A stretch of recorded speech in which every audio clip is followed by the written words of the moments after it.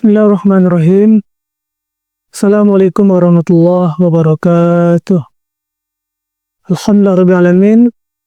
Huwallazi arsala rasulahu bil huda wa dinil haqq liyuzhhirahu 'ala dini kullihi wa kafa billahi shahida. Asyhadu an la ilaha illallah wahdahu la syarika lah wa asyhadu anna Muhammadan 'abduhu wa rasuluhu la nabiyya ba'da. Wa qala Allah ta'ala, na'udzubillahi minasyaitonir rajim. Ya ayyuhalladzina amanu kutiba 'alaikumus shiyam kama kutiba 'alal ladzina min qablikum la'allakum tattaqun. Alhamdulillah rabbil alamin, bersyukur kepada Allah Ta'ala, bersalawat kepada Rasulullah sallallahu alaihi wasallam. Allahumma sholli ala sayyidina Muhammad wa ala alihi sayyidina Muhammad. Assalamualaikum ya Rasulullah.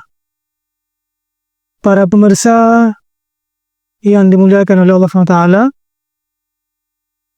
sebagai seorang muslim seharusnya kita harus merasa bersyukur yang dimana tahun ini Allah masih mempertemukan kita di bulan yang mulia di antara 12 bulan yang ada di kehidupan kita sehari-hari. Yakni kita masih dipertemukan di Ramadan tahun ini. Tentu rasa syukur kita harus kita aplikasikan dalam kehidupan sehari-hari. Maka sudah seharusnya kita memperbanyak amal soleh di bulan mulia ini. Semoga kita senantiasa Allah berikan kesehatan maupun kekuatan sehingga kita bisa memperbanyak amal soleh di bulan mulia ini. Amin amin ya rabbal alamin. Para pemirsa yang dimuliakan oleh Allah SWT, bulan Ramadan memiliki banyak keistimewaan yang dimana salah satu di antara di dalamnya, yang pertama, Allah limpahkan keberkahan bagi orang-orang yang melaksanakan puasa. Jadi di bulan Ramadan ini Allah SWT senantiasa melimpahkan keberkahan bagi setiap muslim yang melaksanakan puasa, yang dimana di dalamnya Allah SWT membuka seluas-luasnya pintu surga dan menutup pintu-pintu neraka. Bahkan di dalam hadis Rasulullah menyampaikan setan-setan dibelenggu. Maka momentum Ramadan ini ya kita harus memperbanyak amal soleh agar kita bisa meraih keberkahan yang Allah kasih kepada kita. Itu yang pertama. Kemudian yang kedua, Ramadan ini menjadi wasilah ataupun tempat bagi kita untuk menghapus dosa. Jadi barang siapa yang berpuasa, insya Allah ya, dosa-dosa yang telah kita lakukan itu insya Allah pasti akan Allah hapuskan. Bahkan puasa di bulan Ramadan ini juga bisa menjadi perisai bagi kita agar tersiksa dari api neraka. Jadi ketika kita melaksanakan saum Ramadan, insya Allah dosa-dosa yang telah kita lakukan itu akan dihapus oleh Allah SWT. Dan juga puasa kita insya Allah menjadi wasilah ataupun perisai nanti kelak di yaumil hisab, ketika ya menjadi perisai bagi kita melindungi dari api neraka. Tentu puasa ini ya harus senantiasa kita kerjakan dengan niat ikhlas karena Allah SWT, bukan karena yang lain. Itu poin yang kedua. Sedangkan yang ketiga, yang menariknya itu di bulan Ramadan ini kenapa istimewa? Karena di malam bulan Ramadan terdapat satu malam yang dimana di sana penuh dengan kemuliaan yang sudah kita ketahui bersama, yakni malam Lailatul Qadar gitu. Jadi barang siapa yang mendapatkan malam Lailatul Qadar, maka ya pahalanya itu lebih baik daripada 1000 bulan. Maka kita memang sebagai seorang muslim tidak mengetahui kapan malam itu akan terjadi. Namun di sini Rasulullah telah memberi petunjuk bahwasanya ya malam Lailatul Qadar itu terletak di 10 malam terakhir.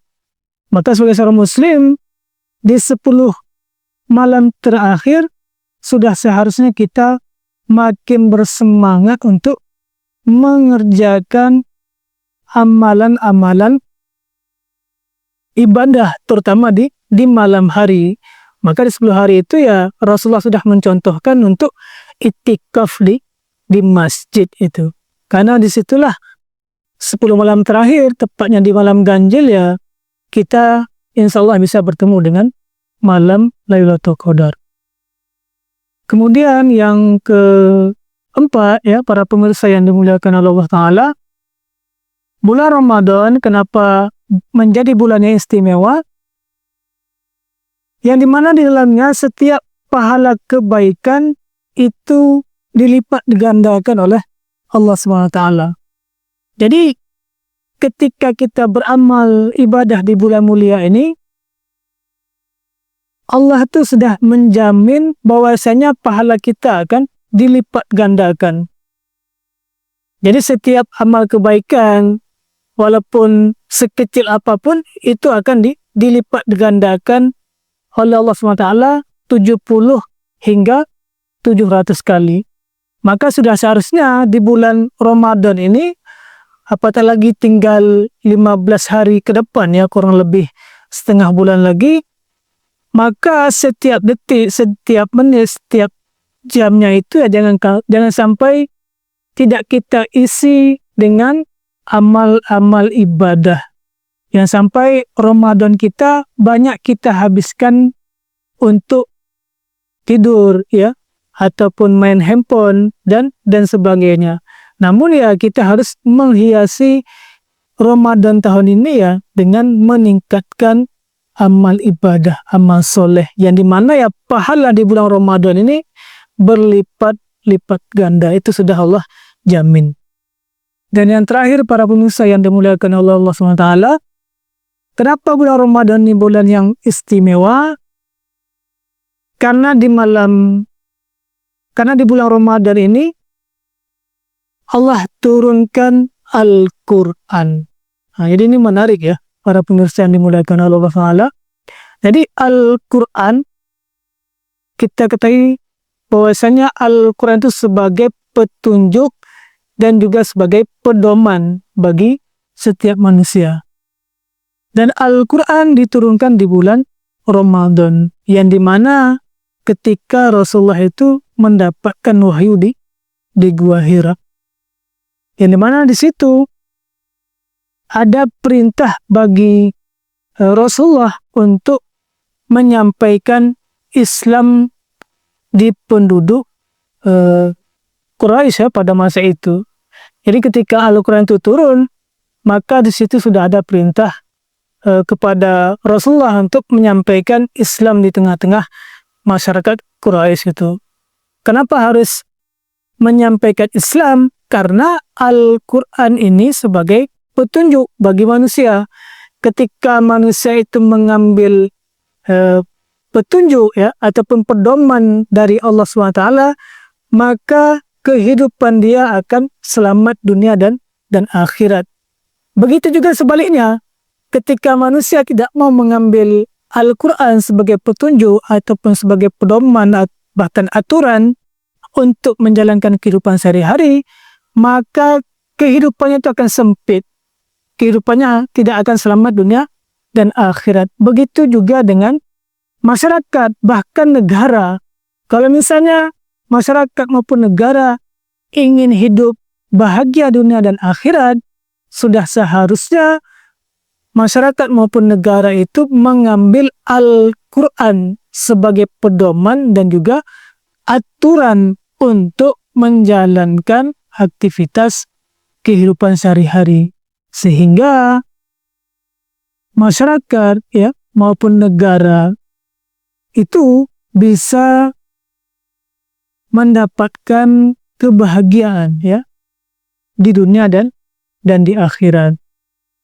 Untuk itu ya para pemirsa yang dimuliakan oleh Allah SWT,